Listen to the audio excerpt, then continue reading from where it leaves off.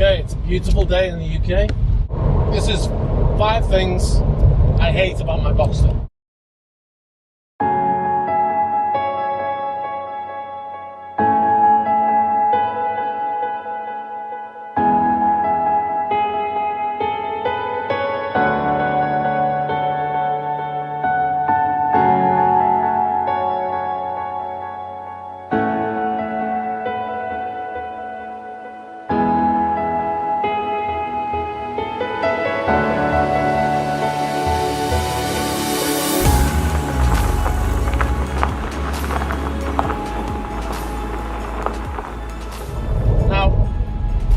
Hate is a strong word. I'd rather say 5 things I dislike about my Boxster, but it doesn't sound as good in YouTube. Seats. The seats in this car are called comfort seats, and it's ironic, I think, because they're not very comfortable. Not for me, at least. If you're petite, maybe you like them just fine. The sport seats have a much bigger bolster at the back and allows larger gentlemen like myself to fit in them.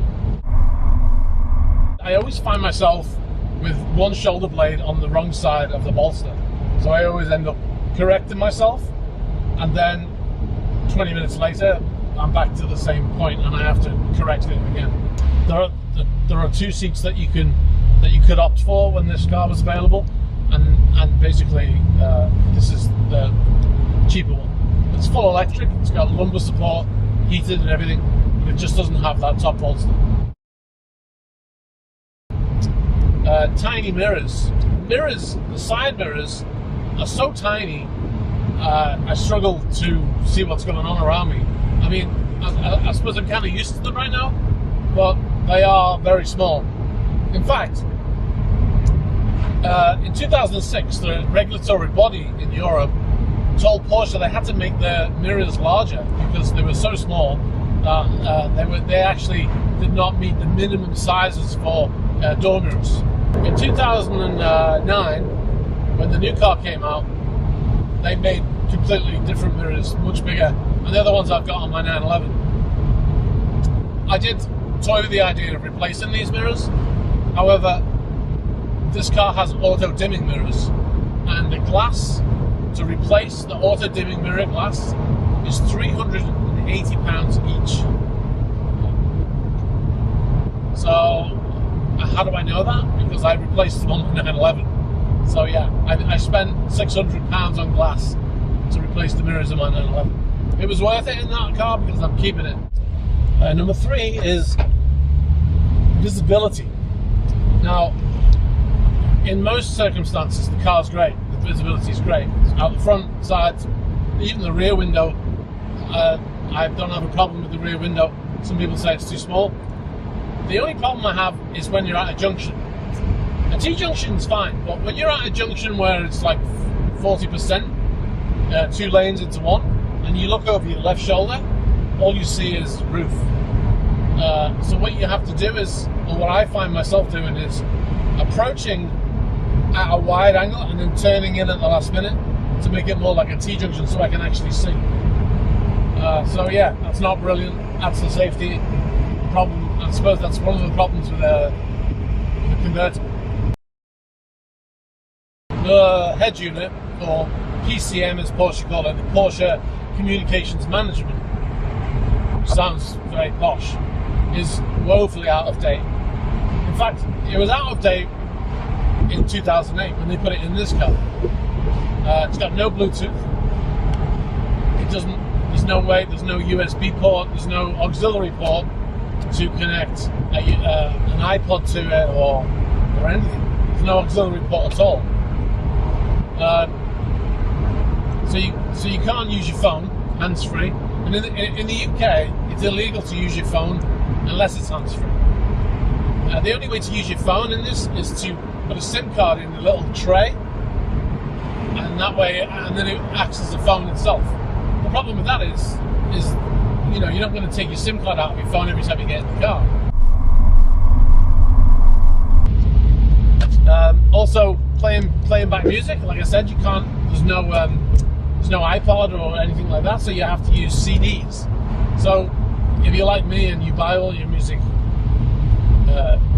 on iTunes, then you have to burn CDs, which is rather tedious, and put them in the 6 CD multi-changer, which is in the front boot, which was, I'm sure that was fine 15 years ago.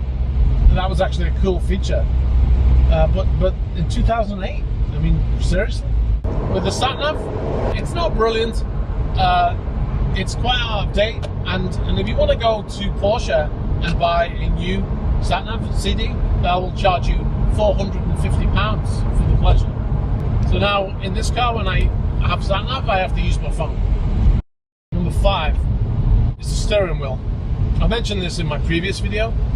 If you haven't seen my previous video, which is 5 things I love about my Boxster, I'll put a link below so you can check that out. Because I do love this car. I mean, these are only small gripes that I have. So number 5 is the steering wheel. The steering wheel in this car is not brilliant.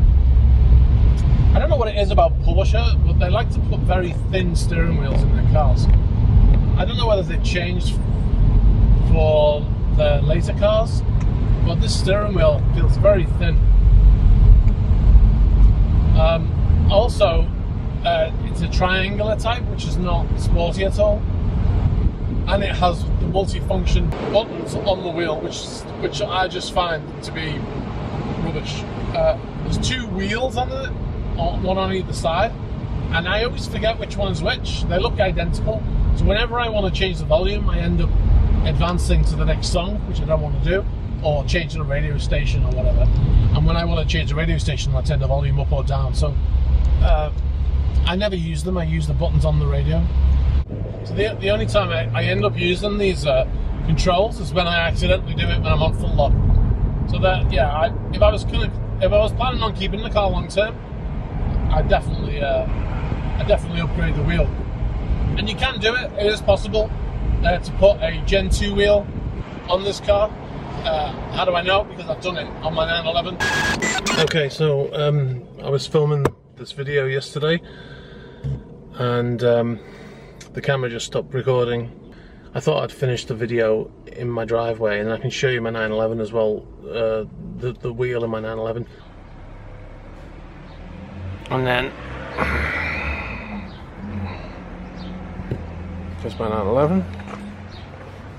Now, the eagle-eyed amongst you might notice that there's actually no seats in the car at the moment, and that's because they've been sent off to be retrimmed. So this is the wheel I fitted. It was a GT3 wheel. Okay guys, that's the end of this video. Thanks very much for watching. If you found it informative, hit the like button. Don't forget to subscribe if you haven't already, and keep an eye out. I've got a 911 update coming up in the next couple of weeks, so keep an eye out, and I'll see you then. Bye bye.